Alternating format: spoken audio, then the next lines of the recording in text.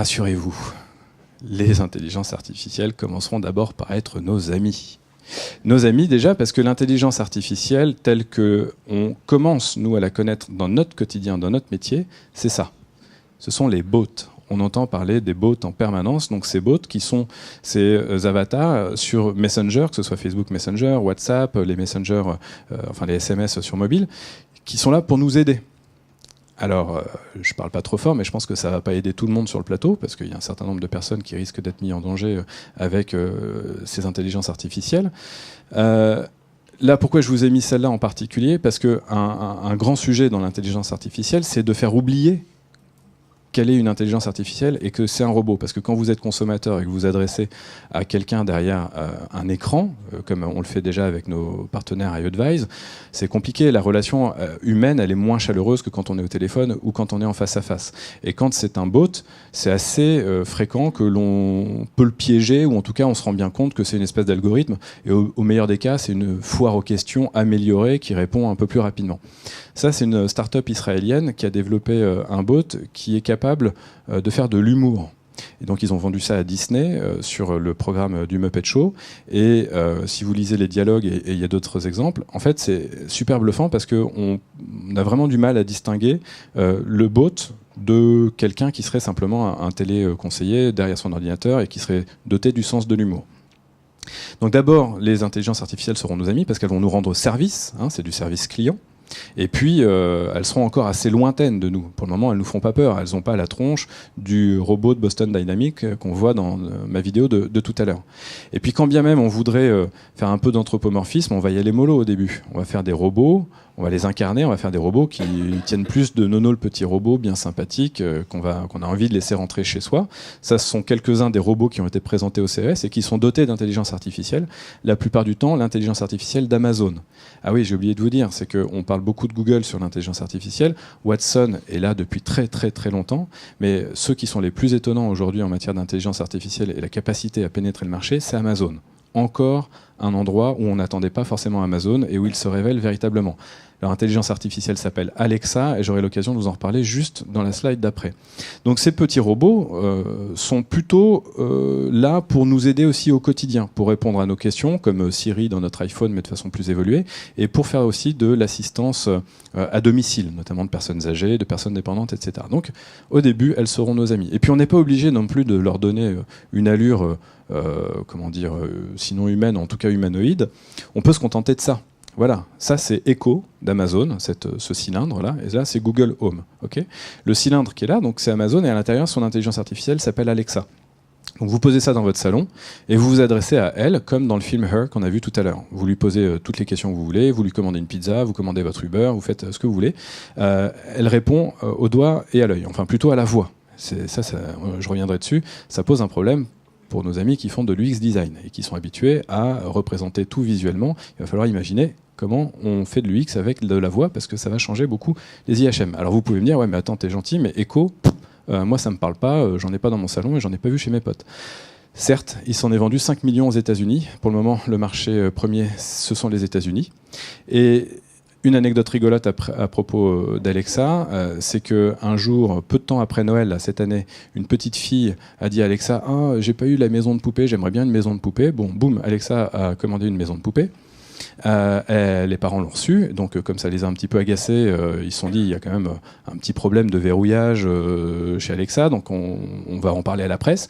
La presse en a abondamment parlé, il y a eu plein de sujets à la télé, et quand tous les sujets sont passés à la télé et citer le verbatim Alexa, j'aimerais bien une maison de poupée, etc., les 5 millions d'Alexa ont commencé à commander des maisons de poupées. Donc voilà, c'est assez rigolo. Mais je pense que ça a posé quelques problèmes sur les retours clients. Donc ça c'est Alexa. Et donc je vous le disais, Alexa, c'est une IHM, c'est une interface homme-machine qui utilise que la voix. Donc on s'adresse à Alexa par la voix. Et encore une fois, il y a Alexa et il y en a d'autres pour toutes ces fonctions-là. Ça, premièrement, c'est le premier truc à comprendre avec l'intelligence artificielle. C'est qu'on a fait des progrès considérables dans ce qu'on appelle la voice recognition, où autrefois, quand on parlait à Siri, elle comprenait la moitié des trucs. Alexa est beaucoup plus puissant.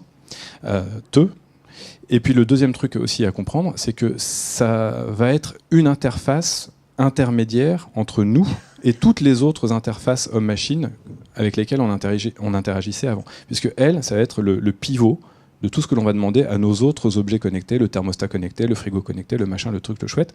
Alexa, c'est notre butler, comme on dit en anglais, notre majordome. Voilà. Ce qui s'est passé, on le sait tous, c'est que voilà comment on en est arrivé là. D'abord, on passait par un matériel, une souris, un clavier qui lui-même interagissait via une interface et qui nous permettait d'interagir avec le monde. Puis, souris, clavier ont commencé à disparaître, c'est l'ère du tactile, c'est l'iPhone, c'est la tablette, etc.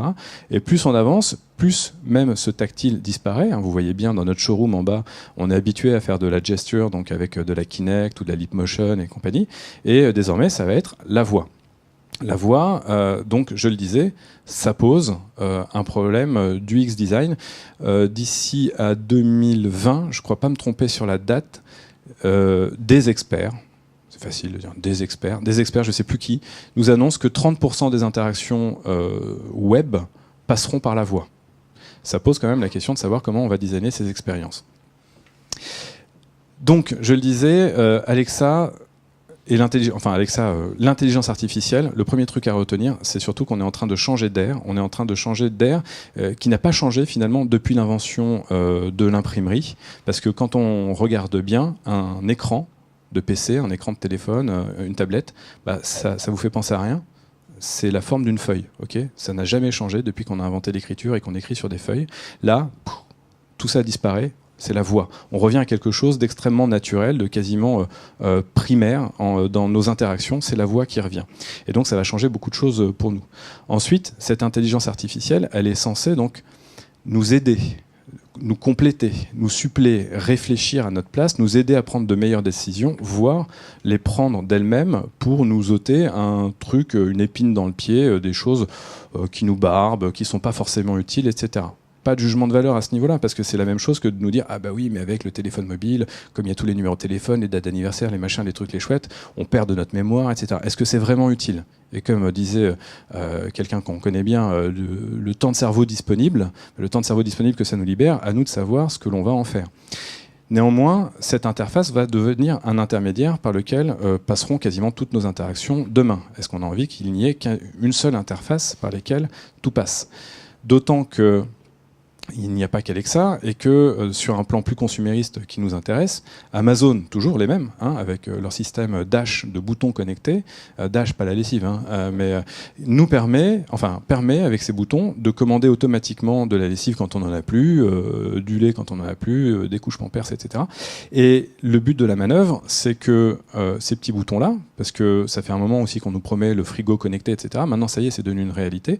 Qui sait quand vous n'avez plus ce qu'il faut dans le frigo et commande automatiquement. Le problème pour les marques et pour nous, marketeurs et communicants, c'est que ces petites choses-là, elles vont recommander en permanence dès qu'elles savent qu'il n'y a plus d'Ariel. Mais elles vont commander quoi ? De l'Ariel. Donc, comment on fait pour aider les marques à rentrer chez le consommateur dès lors qu'il a un bouton Ariel et que c'est fini, avec Amazon, ça se recommande automatiquement. Ça va être vachement plus difficile pour la marque de créer de la préférence à la marque. Petit 1, parce qu'il y aura une barrière à l'entrée qui sera forte. Et petit 2, parce que comme on aura oublié la fonction première quasiment de chacun des objets avec lesquels on devait interagir, parce que ces objets, on n'interagit plus avec eux, il y a un intermédiaire qui s'appelle Alexa, une intelligence artificielle qui interagit avec eux, on ne sait plus véritablement pourquoi le produit A ou le produit B, quelle est sa valeur ajoutée par rapport au produit B ou au produit C. On n'a plus cette préférence de marque, donc ça va être compliqué. Et nous, en tant que communicants, rentrer dans ce cycle-là, pour faire savoir qu'il y a aussi le chat qui est vachement bien, etc., plutôt qu'Ariel, ça va être compliqué. Voilà nos enjeux. Mais encore une fois, rassurez-vous, au début, ce seront nos amis. Donc elles vont gentiment nous endormir. Mais je le dis avec ironie, mais ça va vraiment être nos amis. Et là, c'est le plus 1 de nos deux tendances qu'on voit ce soir. L'automobile, ou en tout cas les véhicules autonomes.